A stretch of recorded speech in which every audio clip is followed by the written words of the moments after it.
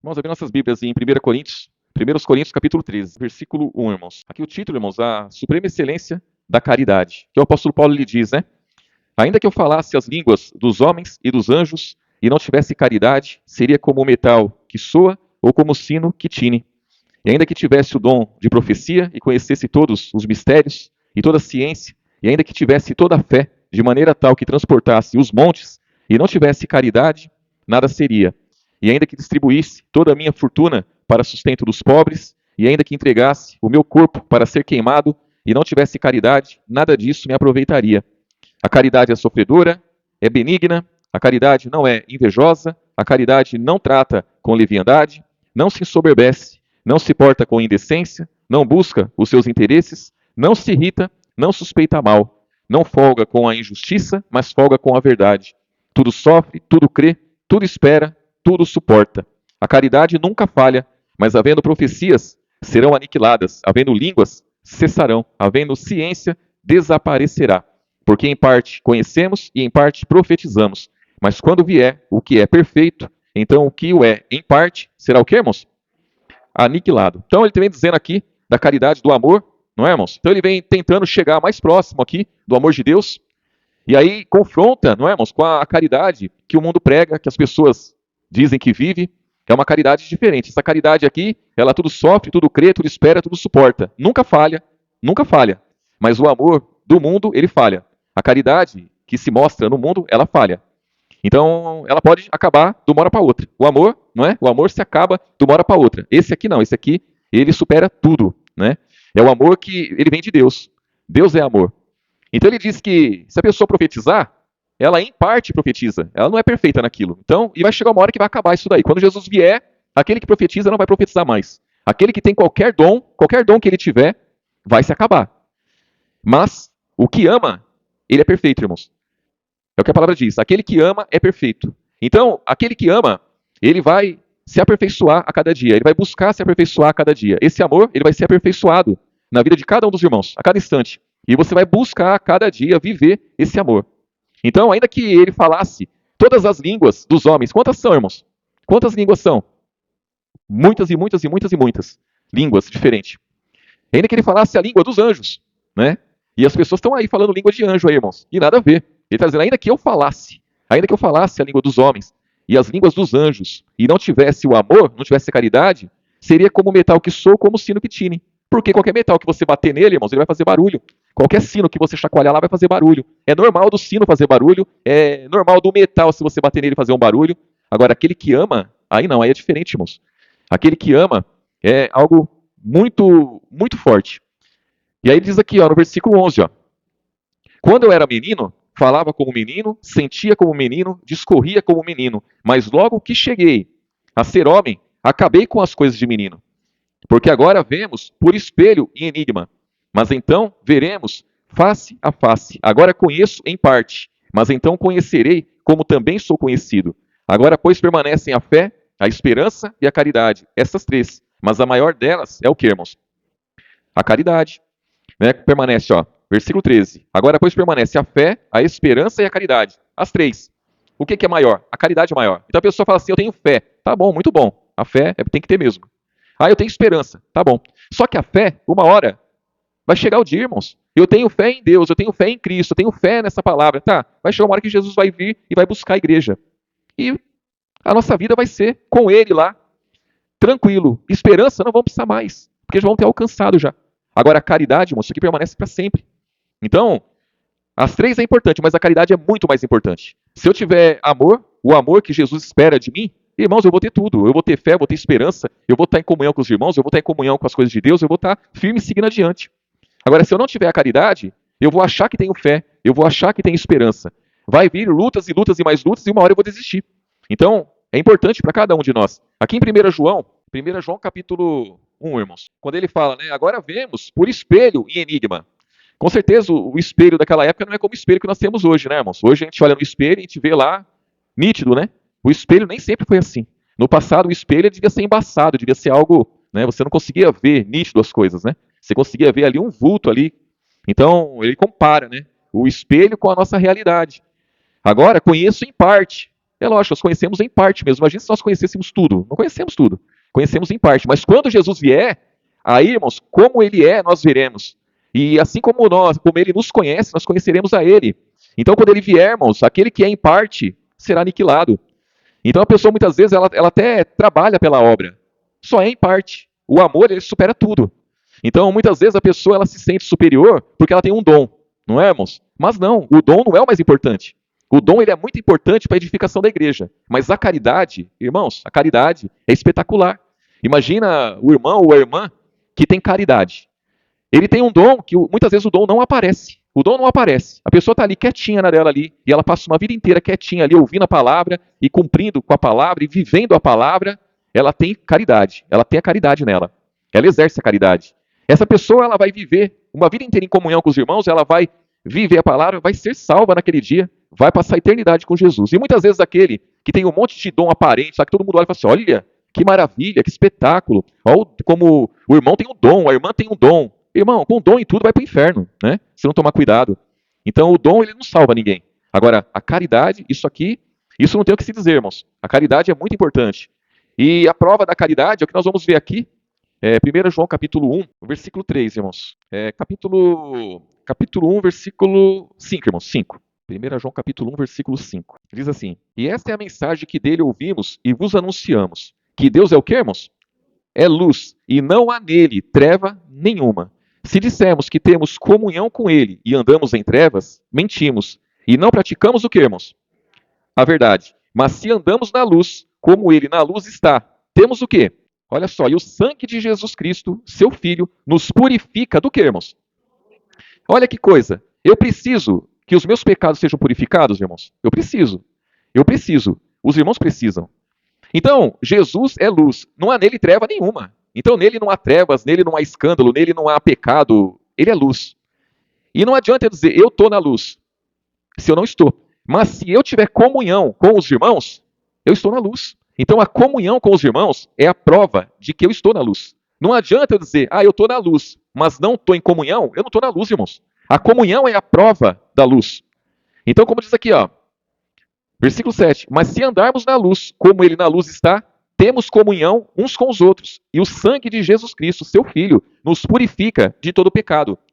Então, a comunhão, ela prova que eu estou na luz. Se eu estiver na luz, eu tenho comunhão. Se eu não tiver comunhão, eu não estou na luz, irmãos. Eu estou em trevas ainda. Quando ele vem dizendo aqui, ó, capítulo 2, ó, no capítulo 2, versículo 3, ó. 1 João capítulo 2, versículo 3. E nisso sabemos que o conhecemos, se guardamos os seus mandamentos. Aquele que diz, eu conheço e não guarda os seus mandamentos, é mentiroso, e nele não está a verdade.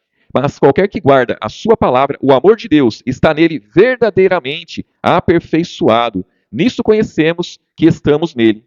Aquele que diz que está nele, também deve andar como ele andou.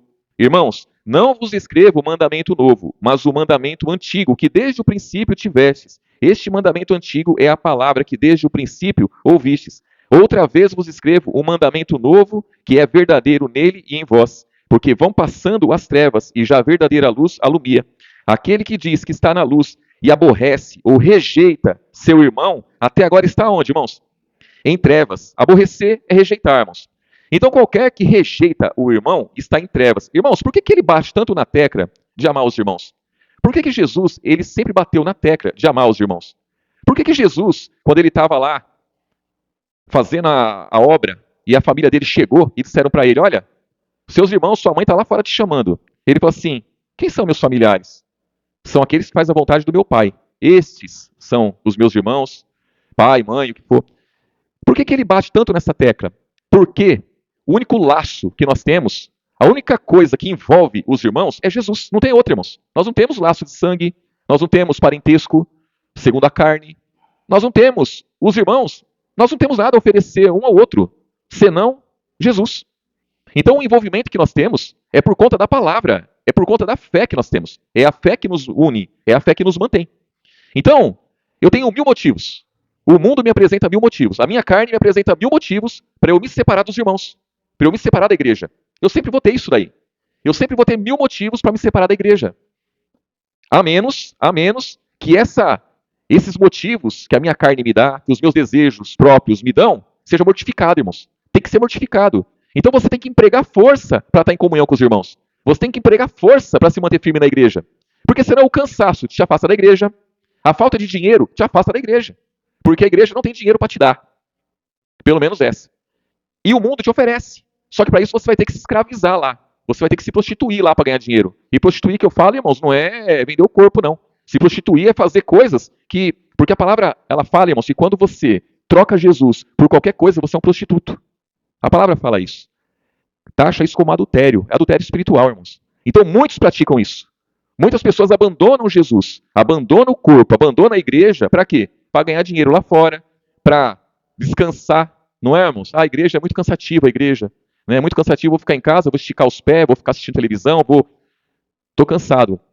Então, a pessoa vai trocando os irmãos, vai trocando Jesus, vai trocando a igreja por coisas aí fora. Então é isso que tanto o apóstolo João, o apóstolo Paulo, Jesus, eles bateram bastante nessa tecla, de amar os irmãos, de não rejeitar os irmãos, porque vão haver 1000 motivos para nós rejeitar uns aos outros, para a gente sair fora, irmãos, assim como muitos fizeram já. E aí vem dizendo aqui, ó, versículo 6, né, ó, aquele que diz que está nele também deve andar como ele andou. Irmãos, não vos escrevo o mandamento novo, mas o mandamento antigo. Então quer dizer, existe um mandamento antigo, que desde o princípio tivestes. Este mandamento antigo é a palavra que desde o princípio ouvistes. Outra vez vos escrevo um mandamento novo, que é verdadeiro nele e em vós, porque vão passando as trevas e já a verdadeira luz alumia. Aquele que diz que está na luz e aborrece seu irmão, até agora está em trevas. Aquele que ama seu irmão está na luz, e nele não há o quê, irmãos? Olha que coisa. Então aquele que ama seu irmão está na luz, e nele não há escândalo. Por quê, irmãos? É o que eu sempre digo. A comunhão, ela expõe pecado, a comunhão, ela expõe escândalo. Então quando você decide por amar o seu irmão, você decide por cumprir essa palavra, irmãos, automaticamente você vai acertar a sua vida. Ninguém que não quer acertar a vida ama os irmãos. A pessoa pode até dizer, eu amo. Primeiro empecilho, sai fora, irmãos. Primeira oferta que o mundo oferece, sai fora. Primeira luta que tem dentro da igreja, a pessoa foge. Foge porque não quer enfrentar nada. A pessoa, ela quer o escape que o mundo oferece. E vai embora, irmãos. E some mesmo. Né? Amor só de lábios, mas o coração estava fechado para isso. Versículo 11, ó. Mas aquele que aborrece ou rejeita seu irmão está em trevas, e anda em trevas, e não sabe para onde deva ir, porque as trevas lhe cegaram os olhos. Filhinhos, escrevo-vos, porque pelo seu nome vos são perdoados os pecados. Pais, escrevo-vos, porque conhecestes aquele que é desde o princípio. Jovens, escrevo-vos, porque venceste o quê, irmãos? Vencestes o maligno. Então, os jovens, em Cristo, eles têm poder, irmãos. Venceste o maligno. Eu vos escrevi, filhos, porque conhecestes o Pai. Eu vos escrevi, pais, porque já conhecestes aquele que é desde o princípio. Eu vos escrevi, jovens, porque sois o quê, irmãos? Fortes, olha só, os jovens são fortes. São fortes, e a palavra de Deus está em vós, e já vencestes o maligno. Aí ele vem dizer aqui no versículo 15, ó, não ameis o mundo, nem o que no mundo há. Se alguém ama o mundo, o amor do Pai não está nele. Porque tudo que há no mundo, a concupiscência da carne, quer dizer, a vontade da carne, a concupiscência dos olhos, que é a vontade dos olhos, a soberba da vida, não é do Pai, mas é da onde? Do mundo. E o mundo passa, e as suas concupiscências, as suas vontades, mas aquele que faz a vontade de Deus permanece até quando, irmãos? Para sempre. Então, aquele que faz a vontade de Deus permanece para sempre. A vontade de Deus é que nós amemos uns aos outros. Mas o mundo, ele também quer. Ele quer o nosso amor. O mundo quer o nosso amor. E quando nós amamos o mundo, o amor do Pai não está em nós. Então, tudo que há no mundo, ele vem dizendo de coisas que há no mundo. A vontade da carne, a vontade dos olhos, a soberba da vida. Isso aí não é do Pai, é do mundo. Então nós temos que separar, irmãos. Existe uma divisão, existe uma separação entre o povo de Deus e o mundo. O mundo, quando nós falamos o mundo, não são as coisas físicas que tem no mundo, irmãos. Não são as coisas visíveis. Não é isso. O mundo, quando se fala em mundo, é o mundo espiritual.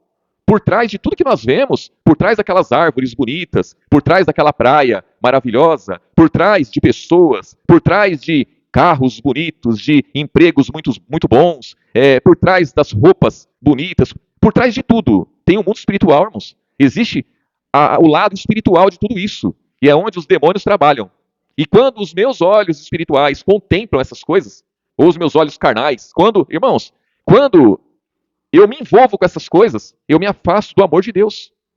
Então, quando a pessoa ela deixa de amar um irmão, que ela rejeita um irmão, rejeita uma irmã, rejeita o corpo de Cristo, ela rejeita a igreja. Por que ela rejeita? É porque ela já foi iludida pelo mundo.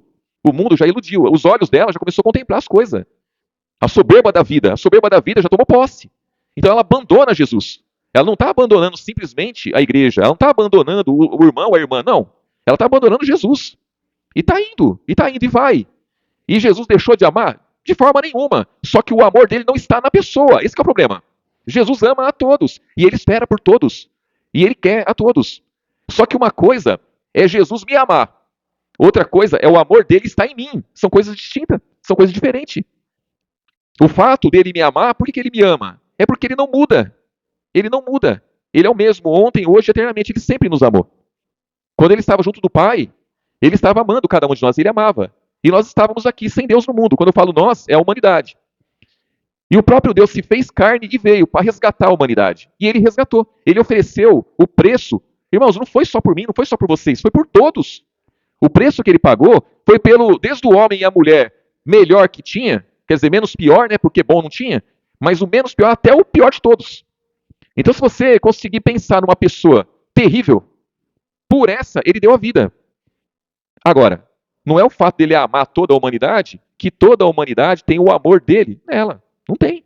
As pessoas não têm o amor nelas, por quê? Porque as pessoas elas amam o mundo. A palavra fala lá em João capítulo 3, no versículo 19, que a condenação é esta, que a luz veio ao mundo, mas os homens amaram mais as trevas do que a luz. Então os homens amaram mais o mundo do que a igreja que ele nos deixou.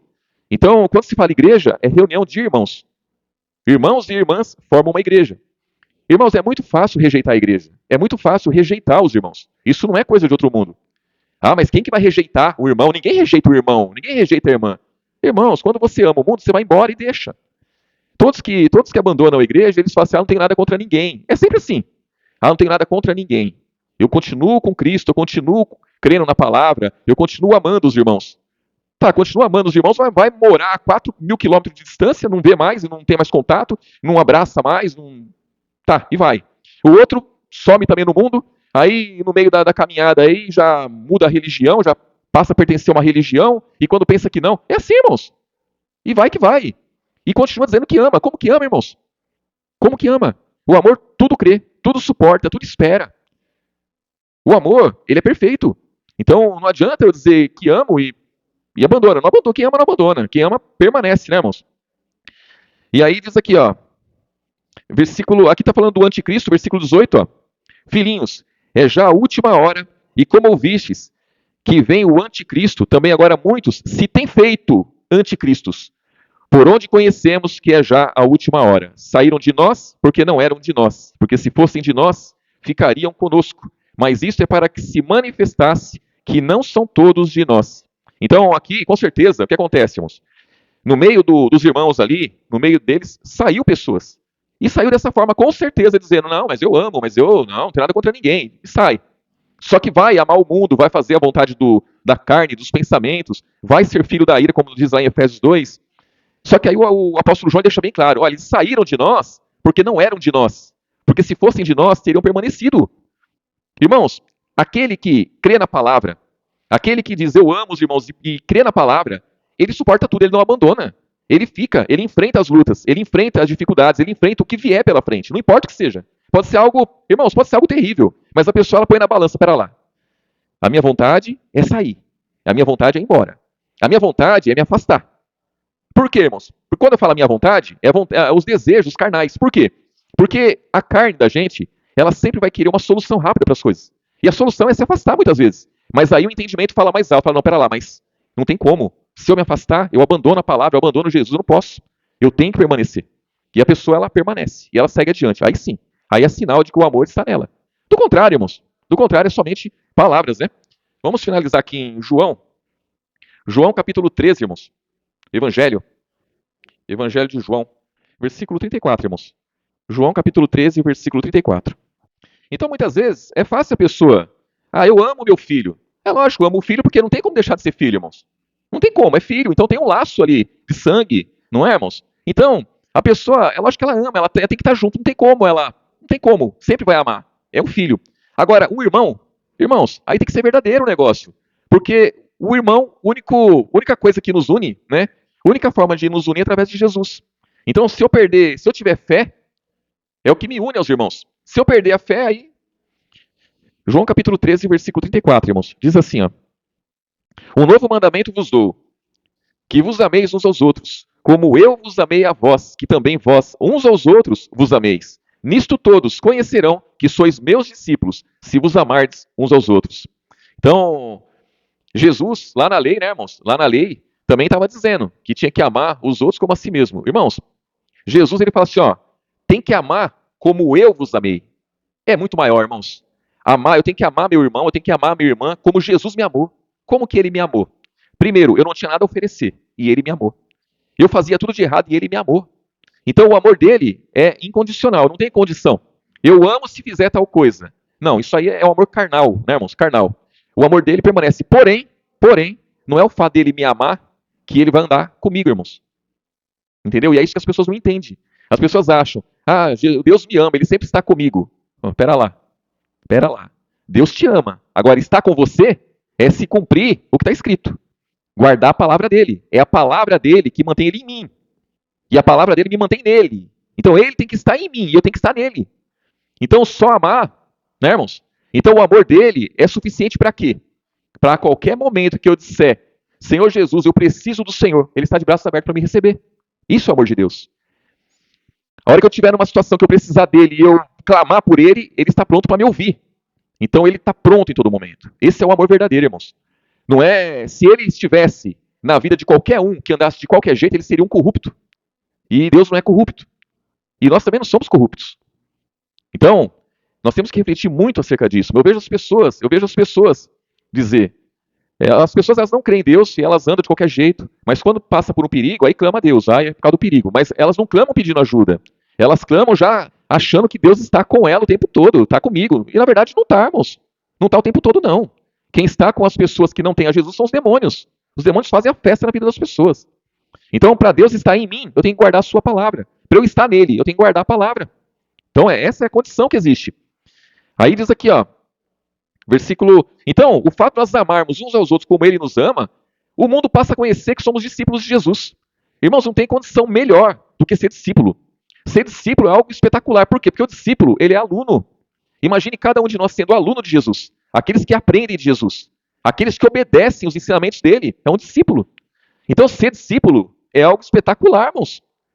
Eu quero sempre ser discípulo de Jesus. Os irmãos têm que desejar cada dia ser discípulo de Jesus. Mas como que o mundo vai saber que eu sou discípulo de Jesus? É porque eu conheço a palavra? É porque eu falo de Jesus?